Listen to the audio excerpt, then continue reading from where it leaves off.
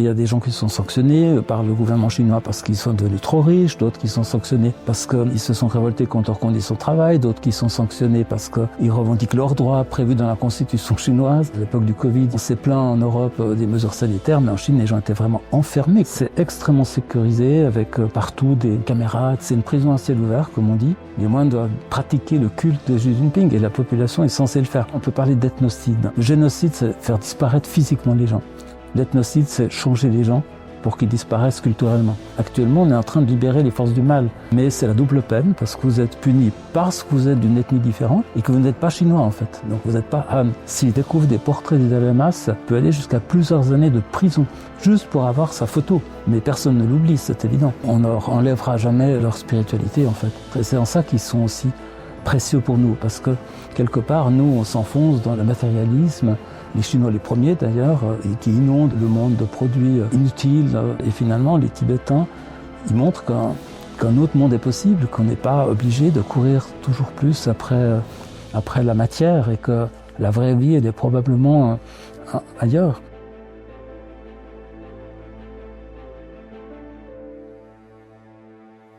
Bonjour René Longet. Bonjour. Merci beaucoup d'avoir accepté cet entretien pour NTD France. Avec plaisir.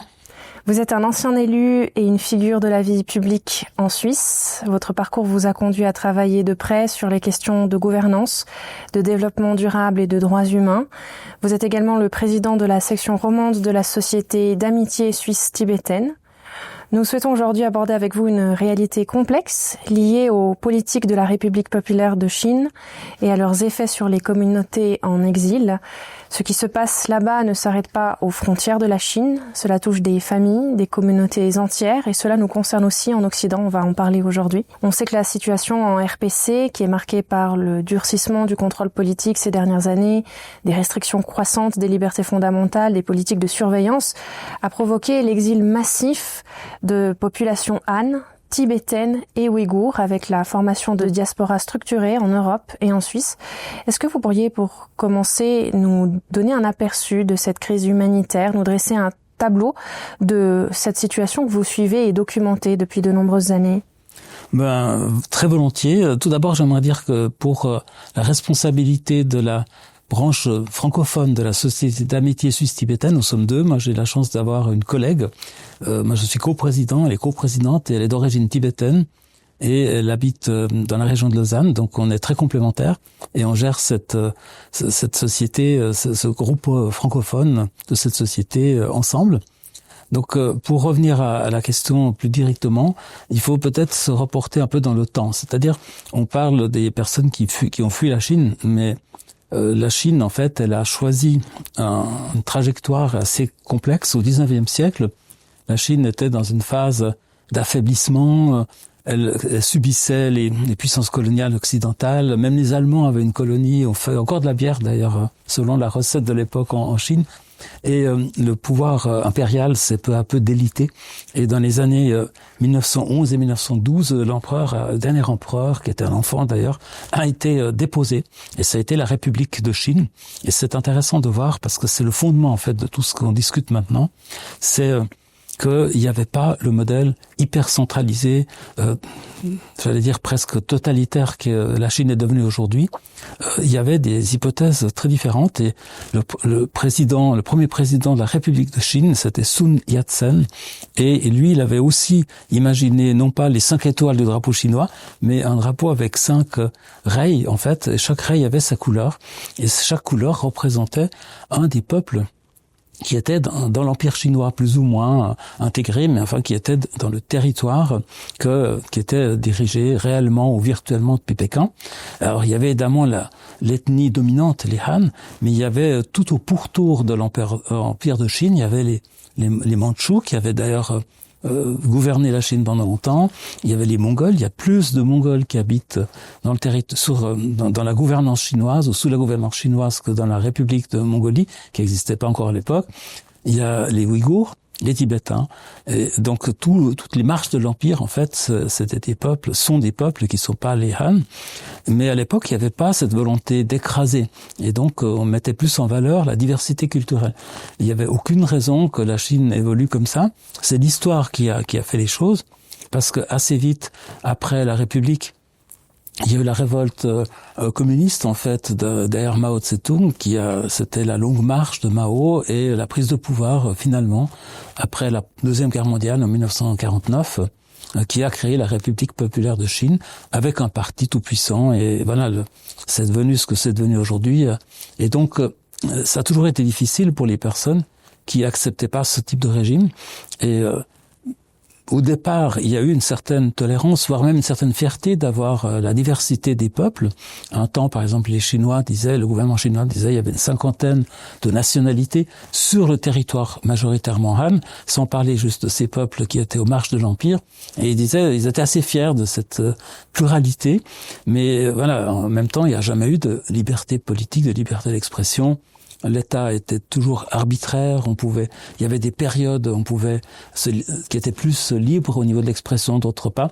Donc les intellectuels chinois, les dissidents chinois, ça a toujours existé. Ils ont toujours vécu une vie très difficile, mais l'essentiel de la répression date de l'époque de Mao et de la révolution culturelle. Donc Mao, dans les années 50 déjà, il a fait beaucoup d'expériences extrêmement problématique pour la population, une industrialisation décentralisée, complètement délirante, des famines énormes qui ont eu lieu dans les années 50, une révolution culturelle, toute l'histoire de tout ce qui était historique a été pourchassé.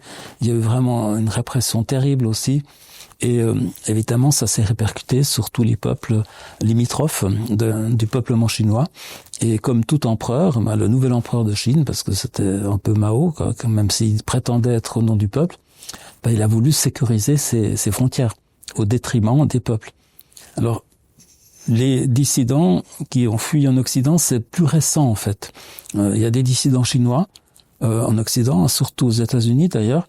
Il y a des dissidents, il y a des opposants ouïghours qui sont en Europe. Mais il y a essentiellement les Tibétains en fait, parce que suite à l'incorporation violente du Tibet à la Chine en 1950-51, il y a eu une certaine tolérance pour le gouvernement du Dalai Lama jusque dans les années 50. Ça a été compliqué, mais il a survécu quand même.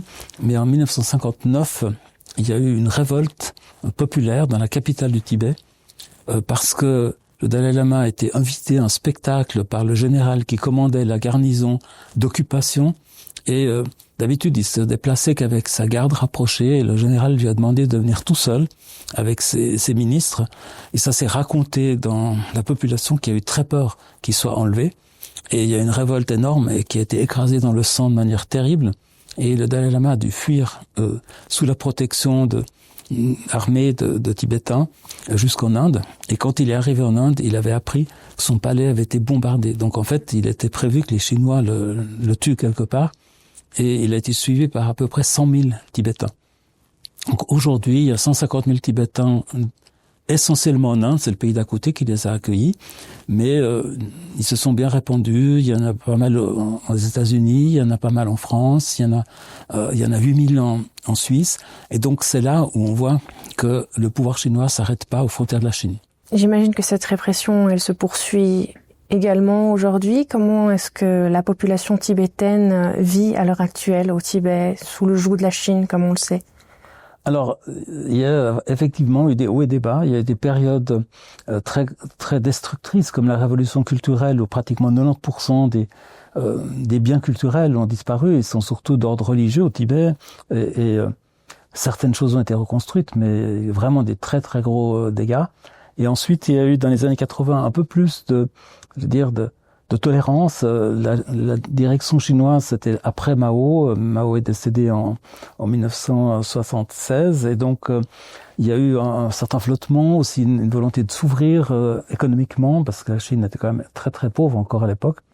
Et il y a eu aussi la reconnaissance par les États-Unis de la Chine, rencontre entre Mao et Nixon, etc. Et tout ça a fait qu'il y a eu un petit vent de liberté quand même dans les années 80. Un certain nombre de monuments étaient reconstruits. Il semblait que le gouvernement chinois pouvait accepter qu'il y avait des différences culturelles en tout cas, et que la région dite autonome du Tibet, qui ne recouvre qu'une partie de l'aire de peuplement tibétaine, puisse mériter son nom. Parce que en fait ça n'a jamais été le cas, hein, c'était une pure fiction. Mais la révolte des étudiants de Pékin en 1989, on s'en rappelle, a été écrasée dans le sang. Et après, ça a donné le ton. Hein, et la fenêtre de discussion possible, il y a eu des délégations du Dalai Lama qui ont débattu de l'avenir du Tibet avec le gouvernement chinois. Mais tout ça aboutit sur rien. Et ça a été la chape de plomb, de plus en plus forte, avec une espèce de dualité, d'un côté une américanisation de toute la Chine qui est maintenant vraiment bien avancée, un nivellement culturel, des autoroutes, des chemins de fer, des mines, enfin voilà, vraiment l'exploitation au maximum du territoire, et aussi une façade touristique, etc. Il y a des gens qui vont au Tibet, qui voient juste des caméras comme il y en a partout en Chine, ils se rendent pas forcément compte où ils mettent les pieds. Puis les Tibétains qui tenaient à leur culture, leur religion, etc., qui étaient de plus en plus marginalisés. Et ça s'est vraiment accentué depuis l'arrivée de Xi Jinping, ça fait maintenant plus de 10 ans, et qui pratique une politique qu'il appelle lui-même de sinisation. Ça veut dire que aujourd'hui, par exemple, si les enfants, l'essentiel, la plupart des enfants tibétains ne sont pas scolarisés dans leur quartier ou dans leur village, ils sont enlevés de leurs parents, ils sont dans des internats où on leur apprend le chinois et ils doivent se transformer en fait en petits chinois. Et quand ils reviennent dans la famille, il y a pratiquement plus d'écoles de langue tibétaine, l'enseignement du tibétain est prohibé ou très très mal vu, donc encore faut-il que la famille ait les moyens de transmettre sa culture, mais quand les enfants rentrent à la maison, ils parlent chinois, quoi. Et les Tibétains, ils ont aussi souvent, ils ont besoin de savoir le chinois, donc c'est une manière de faire disparaître la langue. Ensuite, il y a des grosses pressions aussi sur la religion. La religion n'est pas formellement interdite. D'ailleurs, dans le reste de la Chine, enfin l'ensemble de la Chine, elle est assez mal vue. Il y a même les taoïstes ont des problèmes, ce qui est quand même une religion, une spiritualité vraiment intrinsèquement chinoise. Les chrétiens ont des ennuis différentes. Il y a différentes expressions, par exemple, de l'Église catholique. Il y en a une qui est souterraine quelque part, une autre qui est plus ou moins tolérée. Donc c'est de toute façon un pays qui n'aime pas la religion, qui se dit athée et qui propage l'athéisme. Donc le bouddhisme tibétain est vraiment de plus en plus, j'allais dire, étouffé. On n'a plus le droit d'aller dans les monastères pour des enseignements. On a, il y a des cellules du Parti communiste dans les monastères. Les moines doivent vilipender le Dalai Lama, qui est pour eux la réincarnation de Bouddha, donc le cœur du bouddhisme. Et donc il y a vraiment une attaque en règle. Et ça c'est la réalité d'aujourd'hui. D'ailleurs, ça a été dénoncé dans des rapports de l'ONU il y a quelques années, cet enlèvement systématique des enfants. Je dois dire que ça s'est pratiqué aussi en Amérique du Nord par rapport aux peuples autochtones et jusque dans les années 60. Aujourd'hui, on trouve que c'est un scandale majeur, mais là, ça se pratique vraiment en grand, quoi, et revendiqué. Je veux dire, avant, c'était peut-être un peu plus discret par le pouvoir chinois, mais là, c'est carrément, nous voulons que tout le monde soit la même chose. Et au fond, aujourd'hui, avoir une opinion politique différente, ça a toujours été risqué en Chine et au Tibet encore plus. Mais c'est la double peine, parce que vous êtes puni parce que vous êtes d'une ethnie différente et que vous n'êtes pas chinois, en fait. Donc vous n'êtes pas Han. Donc c'est une espèce de nivellement absolument terrifiant. Ça, c'est le côté volonté politique du gouvernement, qui est vraiment, c'est Xi Jinping tout seul, en fait, parce qu'on voit bien, il y a toujours des purges, des problèmes. Donc c'est lui qui tient tout en main. Mais c'est aussi la pénétration d'une espèce d'Occident frelaté. Vous parlez de l'américanisation, c'est le McDo, c'est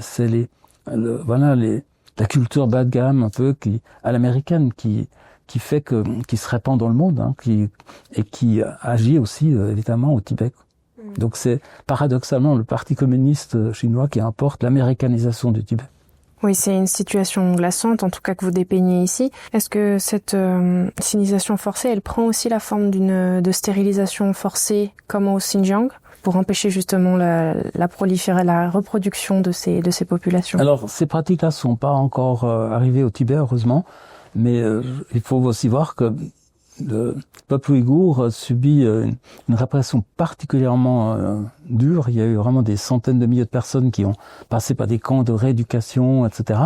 Parce que c'est l'islam en fait, puis qu'il y a eu des actes, j'allais pas dire de terrorisme islamique, mais il y a des gens vraiment qui ont pris les armes, qui ont mis, voilà, et donc ça a rajouté une couche de volonté des Chinois de tout étouffer, parce que les Tibétains sont en principe, enfin le Dalai Lama leur a toujours dit, notre lutte sera non violente, notre lutte, parce que d'une part pour des raisons de réalisme, parce qu'ils n'ont aucun moyen de s'en sortir, puis d'autre part parce que ça correspondait à la vision qui voulait propager du bouddhisme tibétain aussi. C'est pas que les Tibétains sont non violents par principe, ils trouvaient que là, par rapport aux Chinois, il ne fallait pas entrer dans un rapport de force qu'on perdait de toute manière, et que ça, en plus c'était aussi une voie spirituelle. Pour le peuple ouïghour, ça n'a pas été ce choix-là, et certains ont pris des armes, et voilà, et des mouvements islamistes, etc. Et ça, parce que c'est un territoire musulman, et ça a rajouté vraiment, ça a exacerbé la répression, et c'est vraiment terrible.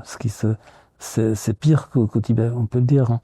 Et je sais même pas comment ça se passe pour le tourisme au Tibet. Il y a ce côté, on veut pas quand même pas tout détruire, parce que en Chine aussi, on a détruit beaucoup de monuments. Les cités chinoises sont méconnaissables aujourd'hui, mais au Tibet, il y a ce souci quand même. C'est un produit touristique en partie. Le Xinjiang, que les Ouïghours appellent d'ailleurs le Turkestan oriental, n'est pas vraiment promu sur le marché du tourisme, en tout cas pas à notre connaissance. Puis il y a eu beaucoup de travaux forcés aussi. Il y a eu le scandale de beaucoup de produits agricoles, de produits industriels. Il y a des industries européennes qui se sont implantées là-bas et qui ont profité du travail forcé. Ça fait des scandales à plusieurs niveaux, et donc c'est encore un degré de plus. C'est vraiment dramatique. Hein. Là, on peut parler d'ethnocide. Hein. Vraiment, il y a pour le Tibet et pour les Ouïghours, c'est vraiment deux peuples pour lesquels le terme d'ethnocide est approprié, parce qu'il veut dire que le génocide, c'est faire disparaître physiquement les gens. L'ethnocide, c'est changer les gens pour qu'ils disparaissent culturellement. Et ça, c'est vraiment une politique systématique. Ouais. Vous avez parlé du Dalai Lama. Je me demandais quelle influence il a aujourd'hui encore sur le peuple tibétain. On sait qu'il n'habite plus sur place.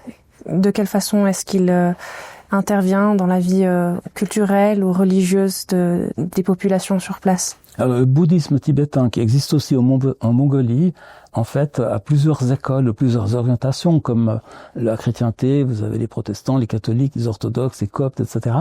Et il y a 4 écoles majeures, et le Dalai Lama est le chef ou le leader spirituel d'une de ces écoles.